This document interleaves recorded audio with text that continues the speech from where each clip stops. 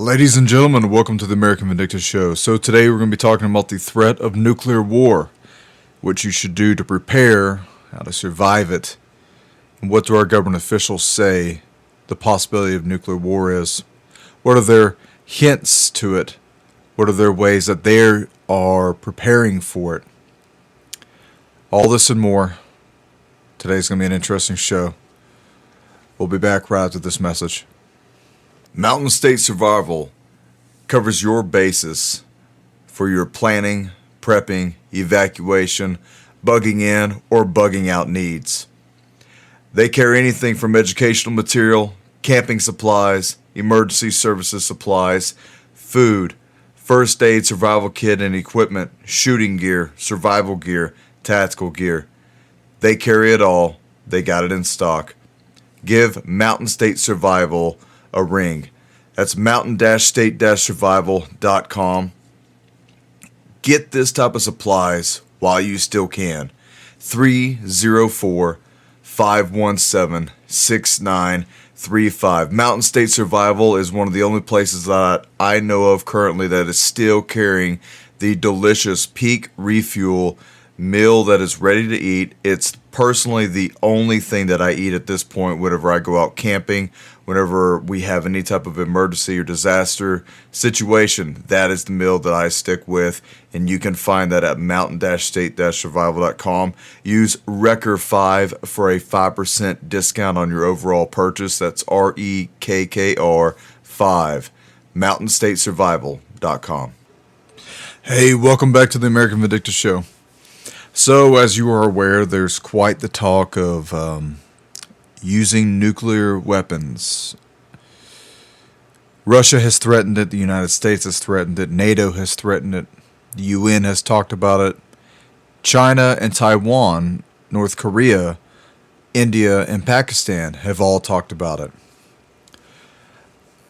We have local experts from the American politics that are weighing in on this question, saying what are the real threats, and our staff members in the Pentagon are currently deliberating what are some of the best options to use militarily against Vladimir Putin, or potentially also against Xi Jinping in China if nuclear war does break out.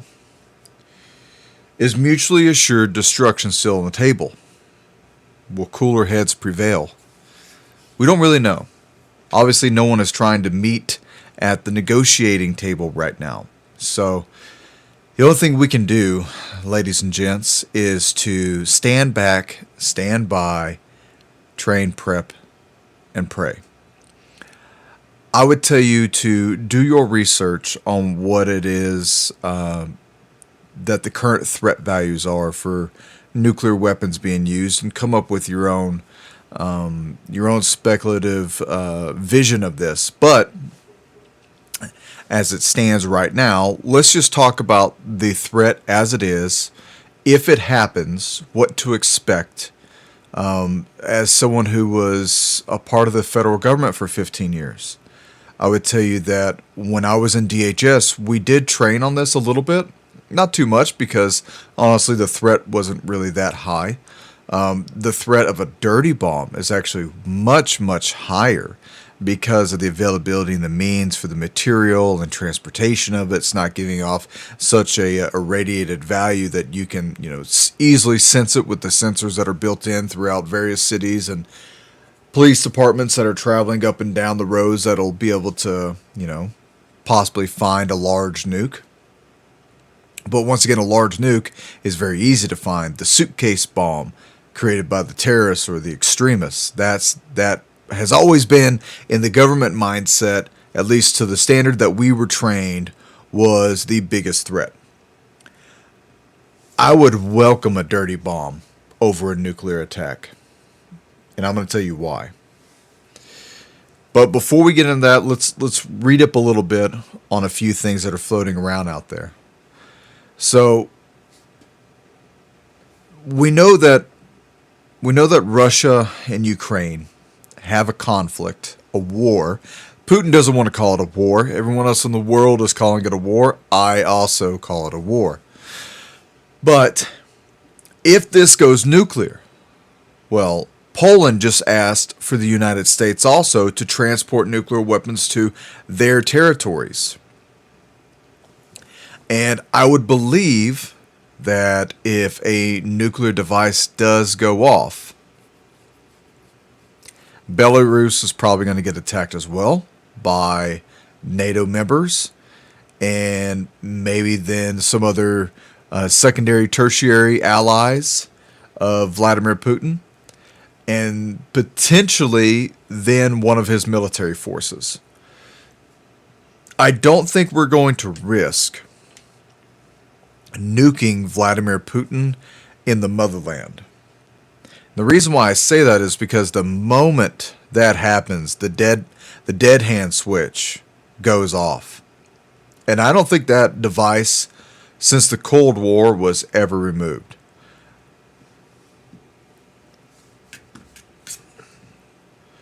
The dead hand is a Cold War era automatic nuclear weapons control system. It's similar in concept to the American AN/DRC-8, the Emergency Rocket Communication System. And that was originally constructed by the Soviet Union. It's also known as the Perimeter System. The system remains in use still in post-Soviet Russia. An example of the fail deadly and mutually assured destruction deterrence, it can automatically initiate the launch of the Russian intercontinental ballistic systems, ICBMs, and they will be sending towards a pre-entered highest authority order from the General Staff of their armed forces. The Strategic Missile Force Management then talks to the command posts and the individual silos where the ICBMs are housed. And if a nuclear strike is detected by either seismic activity, the amount of light like gamma ray, radioactivity, and pressure sensors from the overpressure of a blast, even with all the commanding elements fully destroyed, if this monitoring system senses the seismic, light, radioactive, or pressure sensors going off, it will launch every one of their intercontinental ballistic missiles to pre-designated stations. By most accounts, it is normally switched off and is supposed to be activated during times of crisis. However, as of 2009, it was said to remain fully functional and able to serve its purpose whenever needed. This thing was created in 1985. I ask you this simple question. Has that system been updated? The command and control computer modules have probably disintegrated at some point. So hopefully their system has been updated so that it can be, manually controlled and operated if need be, in case like some, random thing happens. And, here's the thing here's an interesting thing. I'm going to speculate this one for you. If the dead hand will automatically send these weapons, if it's turned on, if it's a seismic, a light activity, radioactivity, or pressure that was activating their sensors and launching these ICBMs, could that be done by a meteor strike? Could that be done by one of the rods dropped from one of our satellites, or by China doing that to Russia and then making these sensors go off? Just a question. I don't know how accurate it is, but that's scary as hell to think. All right, so let's move on. So why did I bring up China? Well, I brought up China because, as it happens, Ukraine isn't the only place on the planet where a nuclear conflagration could erupt within the near future. Sad to say, around the island of Taiwan, where the United States and Chinese forces are engaging in ever more provocative military maneuvers. Just recently, the Marines were invading or practicing the amphibious invasion and landing onto some contested islands within that area. There is an increasing risk that such moves by both the United States and China could lead to a nuclear escalation. While neither America nor Chinese officials have explicitly threatened to use such weaponry, both sides have highlighted the possible extreme outcomes. When Joe Biden last spoke to Xi Jinping by telephone, that was July 29th, the Chinese president warned him against allowing House Speaker Nancy Pelosi to visit the island of Taiwan. 4 days later, guess what she did? She visited the island of Taiwan. Xi Jinping said, "Those who play with fire will perish by it." He assured Joe Biden that an ambiguous warning, to be sure, but one that nevertheless left open the possible use of nuclear weapons.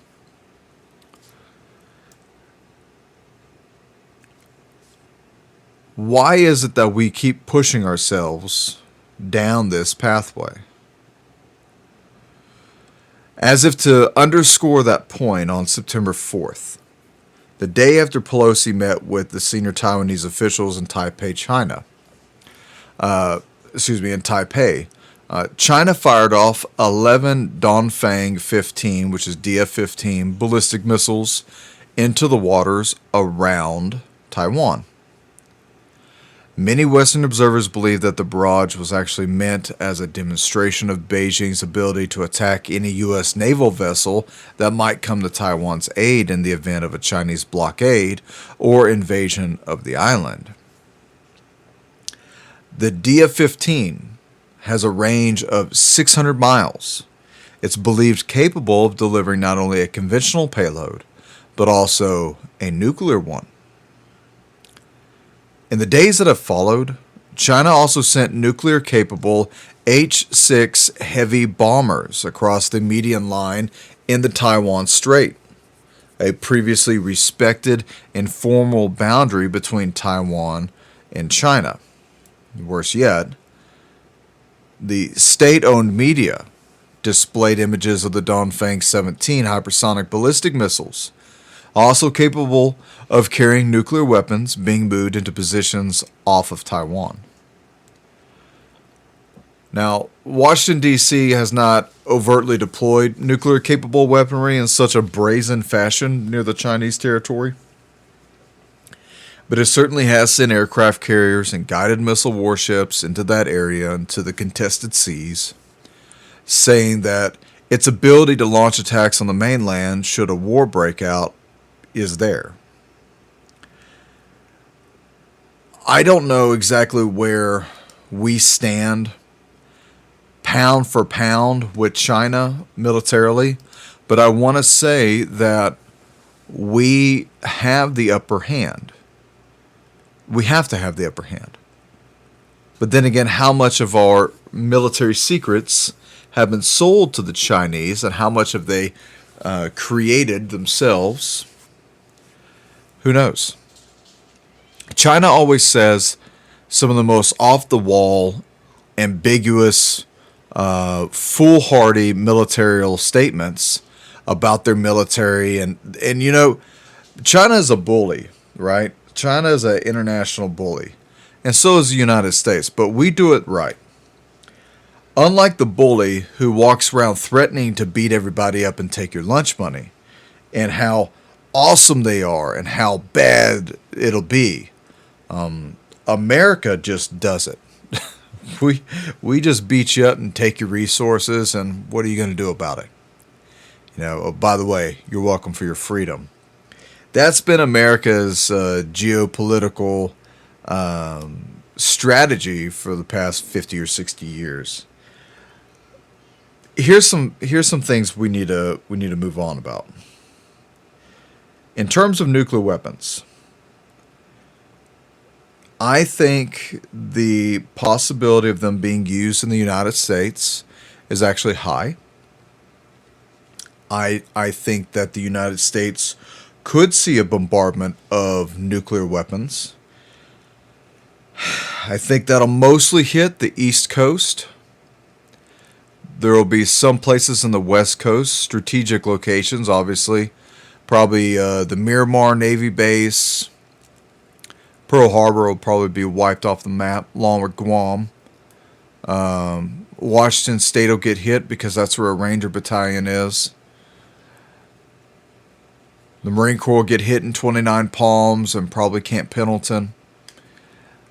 You know, if you're going to nuke, you need to nuke your enemy's military. It doesn't really help to nuke the civilian populace, especially if you want to come over and take over the country and take over our resources. You're going to need the labor. You're going to need the people to work the fields. And what better than to make Americans do that? And also, one of the reasons why I don't think they would hit the West Coast as heavily as the East Coast is that the technological firms are all on the West Coast. Silicon Valley. If I was going to invade America, I would not destroy Silicon Valley. I would want to seize every asset there. Not everything there China has had its little claws in. So the ability to get any type of R&D properties, that's what they'll be doing. There's some other strategic locations that I think China would want. Obviously, I don't think this is ever talked about too much, but I don't think China would. I don't think they would nuke Area 51 or the possibility of S4. You probably know why. If, and this is a big if we really do have extraterrestrial properties, if we actually do have craft, if we actually do have bodies, as Bob Lazar has stated that we do, I know that if it were me, we are not nuking that. We are going to take that. And we'll kill every last man, woman, and child in that area to take that, because that will put you on the supreme level of the rest of the world with technology. However, and war sucks, folks. That's just the reality of it. When one country comes to invade the other, all people of all age groups, all sexes, all races, and all genders will perish in nuclear fire if need be. I think another reason why China would not want to overwhelmingly nuke America is because a lot of the fat cats in China will want to move to America.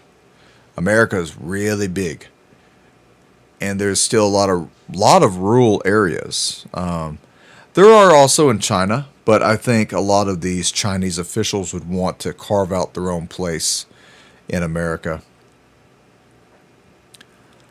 Do you think in Area 51 that we would launch one of these R&D test vehicles, one of these flying saucers we've heard so much about, the TR-3Bs that go invisible?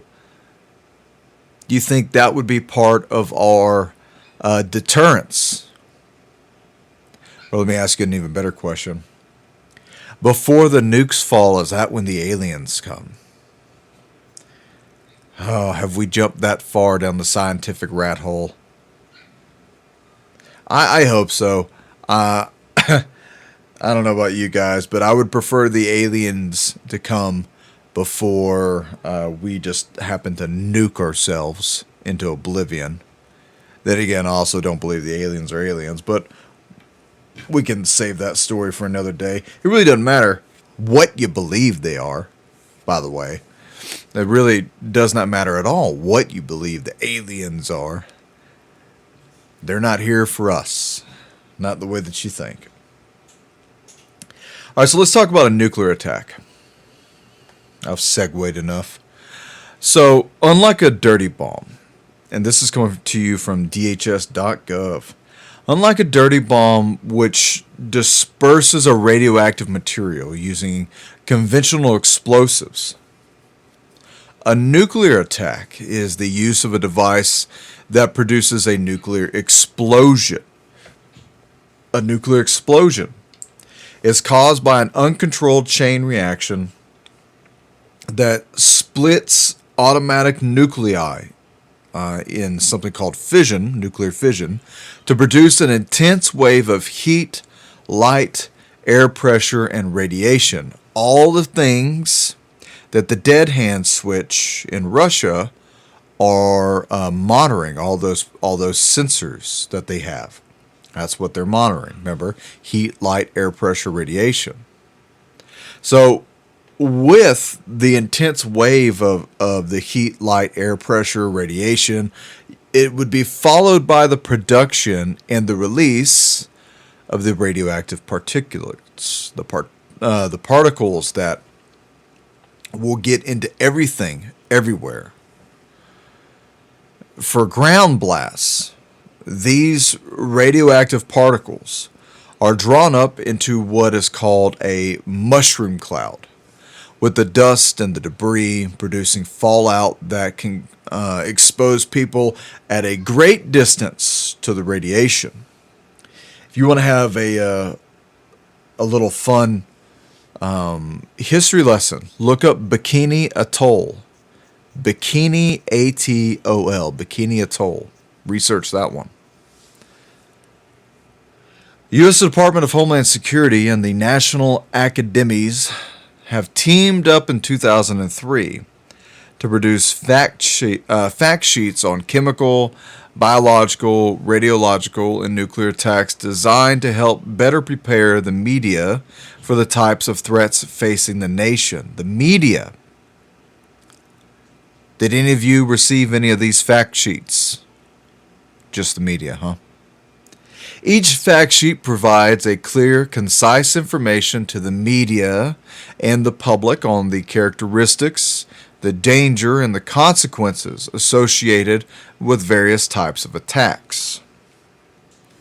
Each fact sheet has been through a rigorous peer review process that was evaluated by independent members of the national academies, many of whom are recognized as the nation's foremost experts within their field.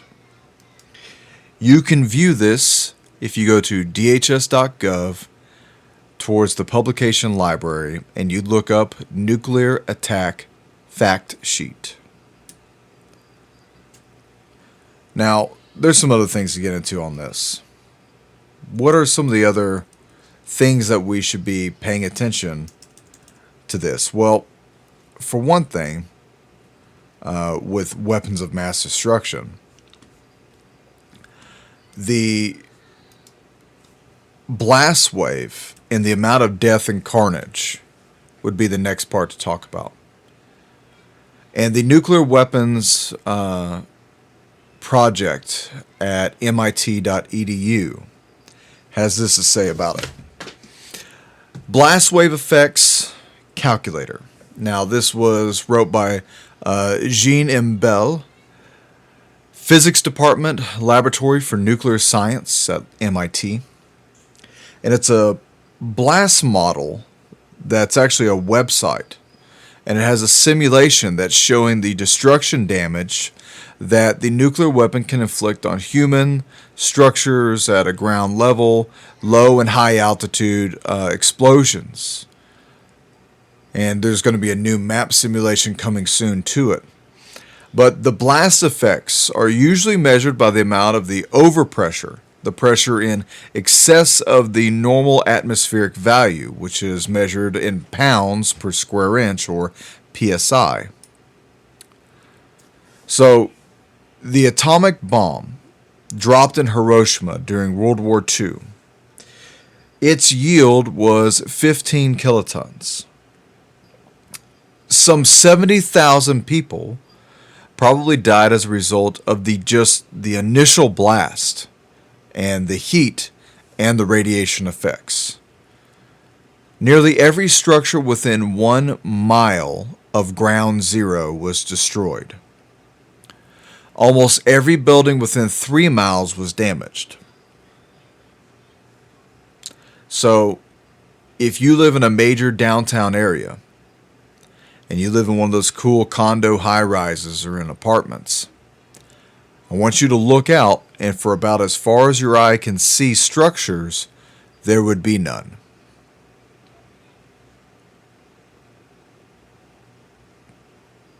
What a strange sight. The atomic bomb that was dropped on Nagasaki was bigger. It was 20 kilotons. Of the 52,000 homes that were in Nagasaki, 14,000 homes were destroyed, and 5,400 other homes were seriously damaged. It will never be known for certain how many people died as a result of the atomic attack on Nagasaki. The best estimate is around 40,000 people who died initially, with 60,000 more that were injured. By January 1946, the number of deaths probably approached close to 70,000 in Nagasaki, with perhaps ultimately twice that number dead within 5 years. Today, some of the most powerful nuclear weapons yield over 1,000 kilotons, which is almost 660 more times powerful than the Hiroshima bomb. To drive this home a little more, our current president, Joe Biden, is from Delaware. We also have an Air Force base that's in Dover. So, let's say if the Chinese or the Russians wanted to drop a nuclear bomb on the president's old hometown, somewhere near Wilmington, you would have the eastern side of Maryland, the northern part of Delaware, and then the western part of New Jersey, and then part of the southern part of Pennsylvania. And I think that's up there near Chester. All damaged by a nuclear blast, irradiated, destroyed. And that's if they used just a low-yield nuke. If they used a nuke, guys, that was 60 kilotons, 100 kilotons, that blast radius gets a lot bigger. And then that secondary zone gets a lot bigger. See, with nuclear attacks, we have 3 different zones. You have a hot zone, a warm zone, and a cold zone. This is the way law enforcement is trained on this. The hot zone is going to be where the nuclear blast actually took effect. The warm zone is going to be where the blast radius went out. So with some of these places, if the blast radius went 3 miles away of buildings still being damaged, well, that's your warm zone, 3 miles away from the center. And then your cold zone, that's going to be where first responders are going to be gathering, medical, law enforcement, military, intelligence, and also the media, and then all the onlookers. For those of us who were trained in it, who would have to be geared up in a certain level hazmat suit to travel all the way into where they got, as close to the hot zone as possible to estimate the damage. And I briefly worked with my guys that were in the weapons of mass destruction section. And that was one of the scariest things that we always talked about, was a nuclear blast. and then going into the different zones, because you would be walking into 3 different worlds. With the cold zone, it's the world as it is. And then the warm zone, you start to walk into the destruction, and you're getting your rad meters going off, most likely, because of the ionizing radiation that's still within the air and all the materials and objects. And as you're walking, you're kicking all this stuff up, and you're dispersing it all over the place. And so the further you walk into the warm zone, approaching the hot zone, the more the destruction you're going to see. You'll probably still see fires and smoke, but you're going to start seeing different levels of destruction upon the human body and animals, upon the environment, upon the trees, the grass, the water.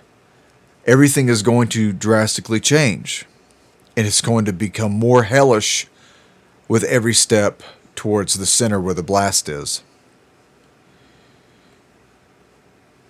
Whoever is within that area that survives will never be the same, not mentally and not physically.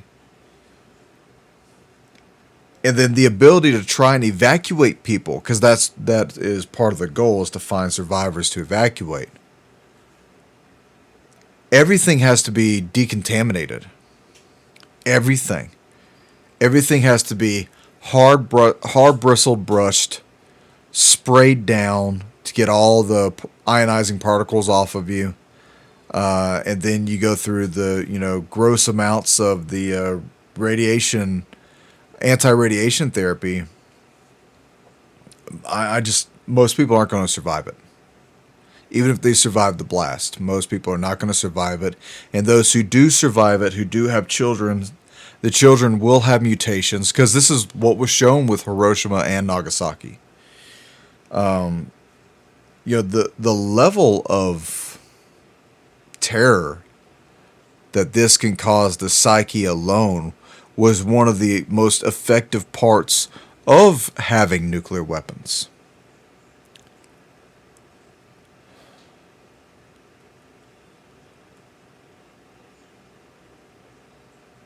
Watch some of the videos. Look at some of the old pictures. Look at the aftermath of Hiroshima, and you'll see what I'm talking about. But as far as targets, if they don't take on military targets and they chose to aim at cities, what would they do? Would they aim at the capitals? Because if they did, Austin, Texas, you're gone. But they'd probably also aim for Dallas or Fort Worth. Maybe Houston, hit the oil refinery areas. Baton Rouge, you're gone. Jackson, Mississippi, you're on the list. Same for you, Little Rock and Oklahoma City. Santa Fe, New Mexico. Phoenix, Arizona. Sacramento. Carson City, Nevada. Salt Lake City. Denver. Colorado, you're screwed in the event of a nuclear attack, because they're probably going to hit your state with 5 different nukes. Cheyenne, Wyoming, Helena, Montana, Boise, Idaho, Salem, Oregon, Olympia, St. Paul, Minnesota, Bismarck, North Dakota. All these places, these are your capitals. They're on the list. They got a nuke aimed at them. Des Moines, Iowa, Jefferson City, Missouri, Springfield, Illinois, Madison, Wisconsin, Lansing, Michigan, Indianapolis, Indiana, Columbus, Ohio, Frankfort, Kentucky, Nashville, Tennessee, Atlanta, Montgomery, Alabama, Tallahassee, Columbia, South Carolina, Raleigh, North Carolina. Every one of y'all have a nuke aimed at you. Virginia, you're gone. They're going to destroy Virginia, because that's where DC's at. West Virginia, Charleston, maybe you'll survive. Probably not. The fallout alone will just cascade the entire Black Mountain area. Albany, New York. They may not even know what Albany, New York is. They'll probably just aim for New York City.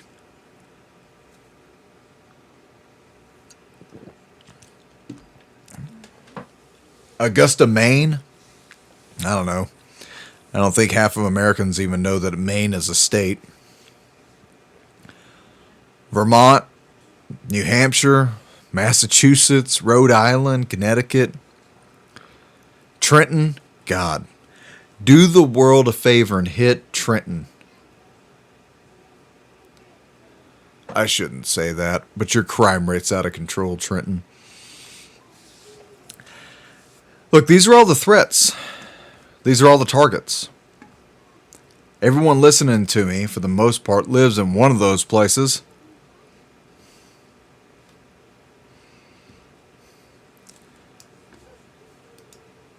It's, I don't know, we're talking about damage that we don't have a scale, really, for understanding.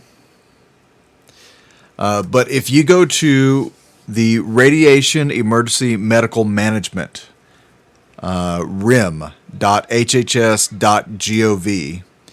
you can actually look up some of the damage zones after a nuclear detonation and all the idealized maps on them.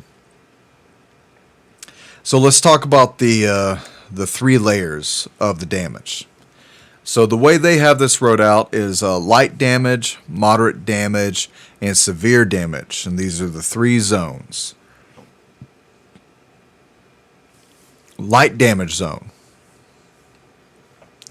This damage is caused by shocks similar to those that are produced by a thunderclap or a sonic boom, but with much more force. Although some windows may be broken over 10 miles away, the injury associated with the flying glass shards would generally occur at overpressures above 0.5 psi. This damage may correspond to a distance of about 3 miles from ground zero for a 10 kiloton nuclear explosion. The damage in this area will be highly variable as shockwaves rebound multiple times off of buildings and the terrain and even the atmosphere. So let me talk about the damage from flying projectiles. With part of what I did when I worked for Homeland Security is we... how do I explain this carefully? We assess the threats towards federal entities. And part of this is actually a blast mitigation process. So with that, if the building rated it based off of a certain threat value, then what we would do is we would tell them that, hey, you know, the Interagency Security Committee, ISC, says that you're supposed to have blast mitigation properties. So what that means is they should have a structure strong enough to withstand the overpressure of the blast from either suicide vehicular bombs or even something such as this with a nuclear attack. But one of the things that we tell people always, it's always a good recommendation to have, is to have the blast curtains on windows. So, and this is something your average home, your average building, your average corporation's not going to have stuff like this. But these blast curtains were meant to catch the flying jagged knife shards of glass from when the pressure of the blast explodes. It goes into that glass, and then that glass explodes into your face in the building. And I mean, you know, it also depends on what type of glass you have within your windows. One of the reasons why we recommend people have at least thermally plated glass or higher than that, double pane, triple pane windows. But if you have just regular annealed windows, just a regular old thin, crappy window, the moment an overpressure happens, that glass is flying at you at hundreds of miles an hour. And they're just large flying knives. Think of it like that. Okay? A lot of damage can happen. All right? A lot of damage probably to the face, the hands, the throat, the chest. Because that's typically where the glass is going to be flying at. So, you know, for preparations for stuff like this, one of the things that I would tell you to do if you were actually worried about this, or let's just say, ladies and gentlemen, that when the time comes that you need to be prepared for that, cover your glass windows. Cover your glass windows with either towels. I would just take towels and I would nail them around the windows. That way, if there is any type of explosion, if you believe for whatever reason you live within the vicinity of where a blast may happen because you live close to one of these cities or you live close to a military installation, that's a cheap way to go about, hopefully catching that. But you would want to make sure that it is nailed all four corners as many times as possible around every window just to catch those flying glass shards. Because if you're within this light damage zone, that's going to be probably one of the most dangerous things, is the flying debris. As a responder, as a first responder, as we move inwards, windows and doors will be blown in gutters. Window shutters, roofs, and lightly constructed buildings will probably have a lot of damage. Litter and rubble will be increased, moving towards the ground zero, and there will be an increasing amount of numbers of stalled and crashed automobiles that will be making it very hard for emergency vehicles to pass through to the next layer of zones. So then you have the blast overpressures that characterized the light damage zone. And these are calculated to be about 0.5 psi at the outer boundary and 2 to 3 psi at the inner boundary. More significant structural damage when the psi goes up. More significant structural damage to the buildings will indicate entry into the moderate damage zone. All right, so once again, we're talking about the layers of the warm zone, okay? And the light damage zone, the moderate zone, and then the hot zone. All right, so the light damage and the moderate damage, this is all what we were calling earlier the warm zone. All right, that's the different passages. As you're walking through, you're seeing the environment change dramatically because of the layer of destruction. So as you enter into the moderate zone, first responders may expect that they are transitioning into the moderate zone when the building damage becomes more substantial. This damage may correspond to a distance of about 1 mile from ground zero for a 10 kiloton nuclear explosion. This determination is made by the ground level and or the overhead imagery. Observations within this moderate damage zone include significant structural damage, blown out building interiors, blown down utility lines. You'll be seeing overturned automobiles, caved in roofs on houses, some collapsed buildings, and probably structural fires.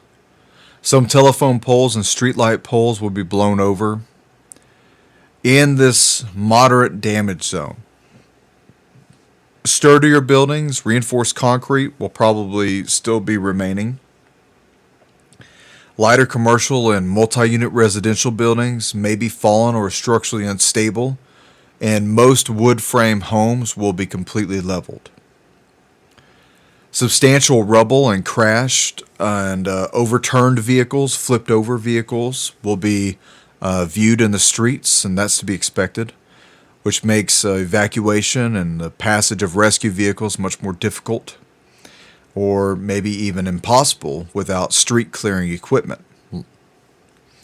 I would imagine that you would have to have tracked vehicles or large, heavy industrial grade construction vehicles to probably move most of this stuff.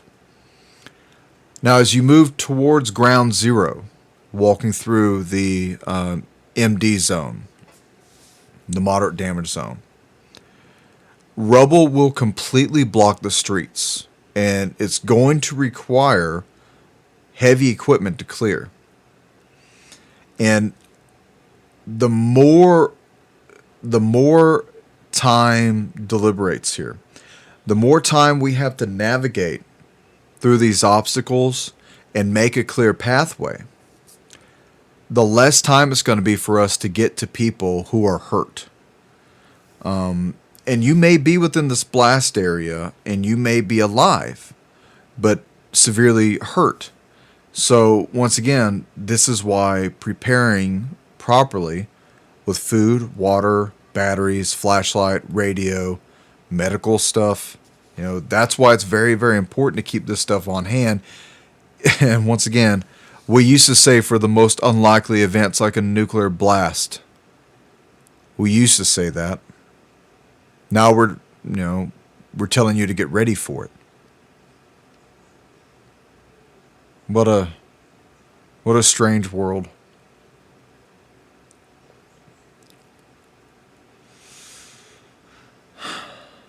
Within the medium zone,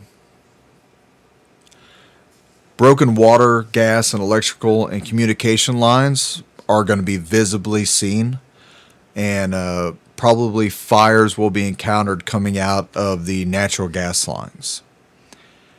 Many casualties in the moderately damaged zone will survive. These survivors, in comparison to survivors in the other zones, the more extreme and the more light zones, will benefit most from urgent medical care. So that means that if you are caught within this moderate zone, you are most likely going to need emergency surgery. Why is that? Because it's going to be as similar as to people who've been caught up in a Category 4 or Category 5 tornado. You're going to have people that are going to probably be impaled by objects, have large lacerations, fractures, multiple fractures, concussed, people that are unconscious, quite possibly have people that have drowned in their basements because they can't get out after a house has collapsed on them and water lines have broke. Blood loss. That's why it's so important to be training and prepping for stuff like this within the government, local, state, and federal. It's for this emergency response, but, the looting is also going to be happening at the same time. So just remember that. Keep your security on hand. A number of hazards. There's going to be a number of hazards. And these are all going to be expected within this medium zone, including elevated radiation levels and potentially live down power lines, ruptured gas lines, unstable structures, sharp metal objects, broken glass, ruptured vehicle fuel tanks that are probably going to be also on fire, fuel stations that have been structurally damaged that are now leaking out fuel. Visibility in much of the medium zone will be limited for an hour or more after the explosion because of the amount of dust that's going to be raised in the air by the shock wave and from the collapsed buildings. And smoke from fires will probably continue to obscure the visibility for a number of hours afterwards. Blasts from overpressures that characterize the medium zone are an outer boundary, and that's about a 2 to 3 psi, and the inner boundary is a 5 to 8 psi. So 2 to 3 psi on the outer boundary, that is between the light zone and the moderate zone. And then when you enter into the moderate zone towards the middle and then closer to the other boundary between the moderate zone and the severe zone, the amount of the PSI that was caused by the overpressure is going to increase. And with that number increasing, so does the damage. All right, so let's talk about the severe damage zone. Few, if any, buildings are going to be expected to be structurally sound or even left standing in the severe damage zone, and very few people will survive. However, some people will be protected within these stable structures like subterranean parking garages or subway tunnels. But at the time of the explosion from the initial blast, anyone on the surface is going to be dead.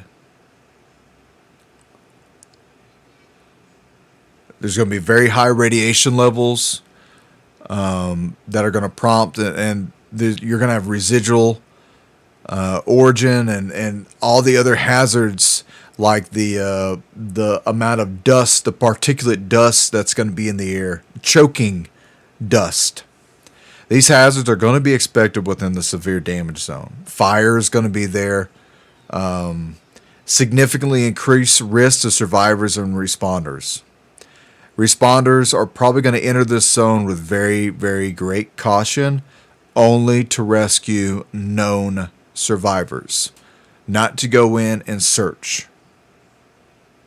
So that means if you did survive that damage zone, the severe damage zone, the hot zone, the blast site, if you survived it and you cannot signal for help, help is not coming.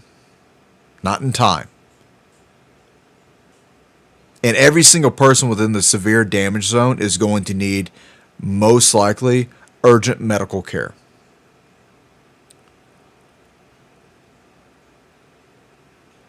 There's going to be rubble in the streets, and there's probably going to be enough rubble in the streets that the severe zone is going to be impassable to make any type of timely response by a vehicle. It's going to be completely impracticable. Approaching ground zero, all buildings will be rubble, and rubble may be 30 feet deep or more.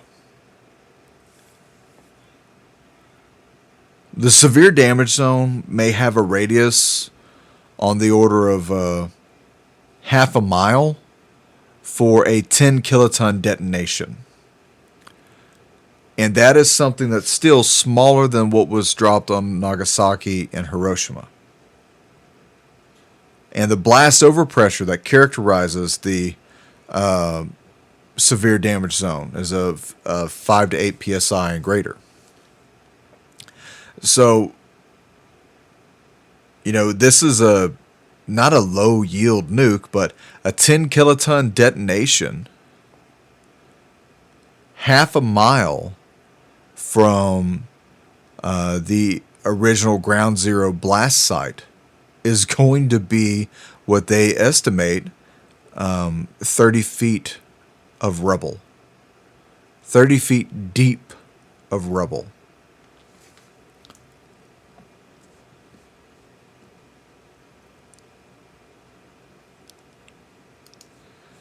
So before we leave, I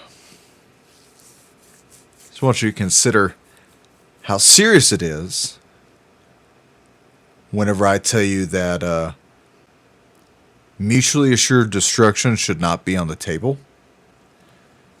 because there's not one intercontinental ballistic missile that has a 10 kiloton warhead. They're all above that. So just imagine everything I just told you, from the light, the moderate to the severe zones, being exponentially worse in ways that we can't describe yet.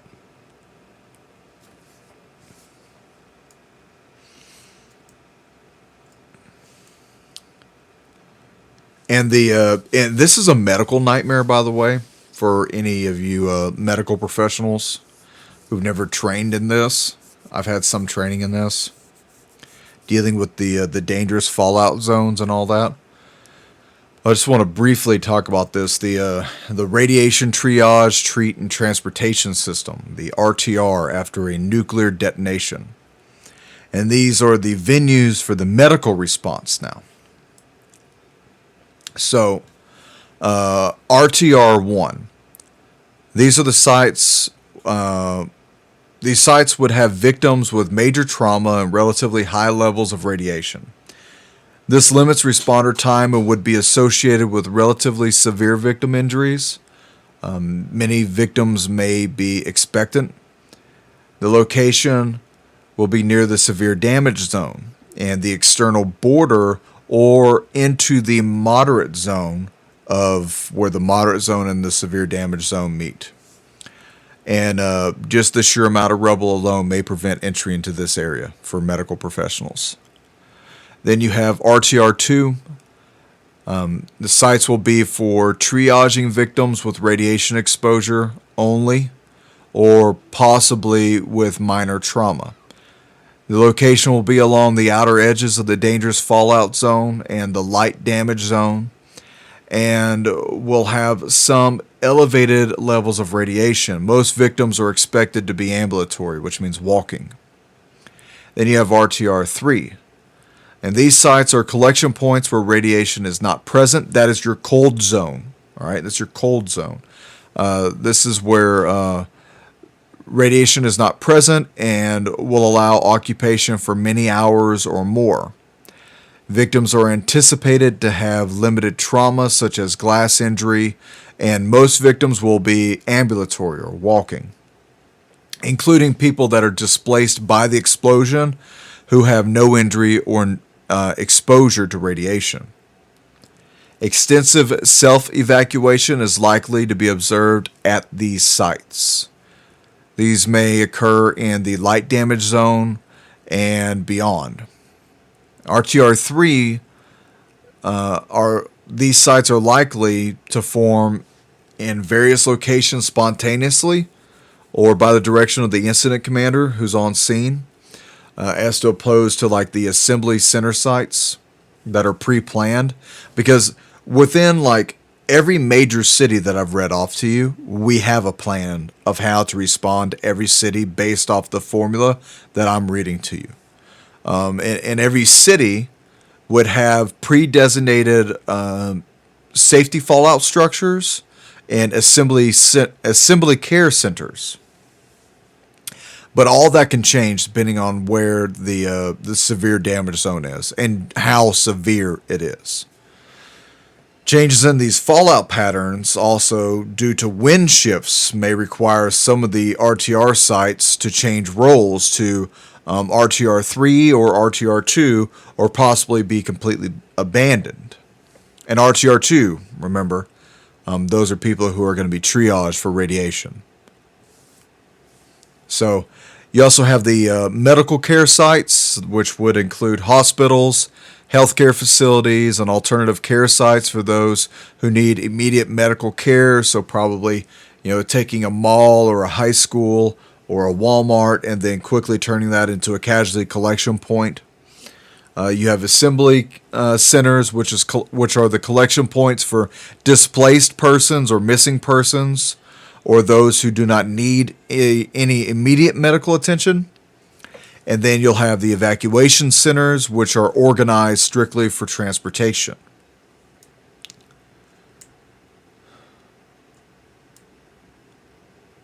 Destabilization. That's what I want to leave you with. Everything that is happening right now is destabilizing. Joe Biden is destabilizing our country with his lack of coherent presidential-like conversations that he should be having with other world leaders. Joe Biden is trying to spark the fire of a nuclear annihilation. And I just read you the formula of how we're going to respond when it hits a city coming near you. So, you can check some of this stuff out on rem.hhs.gov. That's remm.hhs.gov. If you have any further questions about this, you can also go down and you can go over damage zones after a nuclear detonation, damage zones after nuclear detonation, the idolized map, the zoned approach, rescue activities after a detonation, time sequence, size of dangers from the fallout, from the winds, all this stuff. If you don't know anything about it, I've learned about this years and years ago, but you can actually go on here and you can read about it yourself, and I strongly advise that you do. Test your city council if you ever get the chance. Test your law enforcement. See what they have in preparation for stuff like this. Now, obviously, law enforcement, sensitive stuff, you're not going to be told, but general evaluations for preparedness should be discussed with the civilian populace. Everybody needs to be on the same boat here, because we're all going to be on the same boat. And it's all going to have fire on it, and nuclear radiation if they decide to nuke us. So, test your skill. Make sure you know the type of crap I just talked about. Honestly, if you don't know what to look at, just go to like nuclear fallout or nuclear attack on the U.S. And then just like dash DHS. DHS probably has some of the best stuff on there. And I will like to, toot the horn a little bit for my former agency. The men and women that work there within the Weapons of Mass Destruction Agency are some of the foremost experts in the world. And these are people who are really trying to solve these problems, but they reach a lot of bureaucratic tape and get hamstrung. And there's a lot more that I think we could do as a country than just sending over billions and billions and billions of money over to Ukraine when we could be getting our nation prepared for this oncoming attack that apparently our politicians want to happen. So, that's all I got for you. Enjoy your day. I'll see you tomorrow. My name's Doug Thornton. You've been listening to the American VINDICTA Show. Train, prep, and pray, and stay frosty. The enemy's out there. Klaus Schwab from the World Economic Forum has said, "You will own nothing and you will love it." And that's represented by what's going on across the planet today, where the economy of the world is in free fall, and nowhere is it more in evidence than with our own President Biden deliberately trying to sabotage what we have. Access to food, other resources. So Americans are in a unique position, really for the first time in our history. We're going to have to provide for ourselves or subject ourselves to the whim of the government. Do you really trust a government to feed you that left 1,000 Americans behind enemy lines in Afghanistan? I don't think so. So where do you go? When you ask the question, who's the best prepper out there today? There's only one answer. Ready-Made Resources and Robert Griswold. I call him King Prepper, and that's how a lot of people think of him. You have everything there you'd want, from night vision to storable food, how to prepare cooking in emergency situations, books and videos on how to prepare alternative energy, communication, first aid that you wouldn't think of, natural antibiotics, you name it. Bob has it. Now, here's the good thing about Bob Griswold that no one else does but him. You don't have to buy anything to talk to him. If you're not sure where to start with your preparation, no obligation phone call directly to Bob. You can talk to him for free. Most people will charge you an arm and a leg for a half-hour conversation. That's not Bob Griswold. He cares about helping America get prepared. Go to readymaderesources.com, or you can call the number directly at 800-627-3809. Again, that contact information, readymaderesources.com for the best prepping outfit in the country, or call Bob Griswold directly, 800-627-3809. Find this show on the Heroes Nation app. Heroes Nation is the Heroes Nation app you can download in the App Store. It's up and coming. They got a lot of cool information on there. That is the main backup site so far for the American VINDICTA Show. We'll also have some stuff on there that won't be on YouTube. It won't be on Rumble. It'll either be only on the gsradio.net, who is the host of the American VINDICTA Show, or it will only be an exclusive for Heroes Nation. And with that, I mean, stuff that we're doing with the cave exploration, with the archaeological stuff, I'm going to start getting into a lot of paranormal talks and, coming at that from my law enforcement and Christian perspective, and be having guests on, and that will be exclusive to Heroes Nation. So make sure that you give them some love. Thank you, everybody, for listening. Thank you, everybody, for supporting me. God bless you, and have a good day.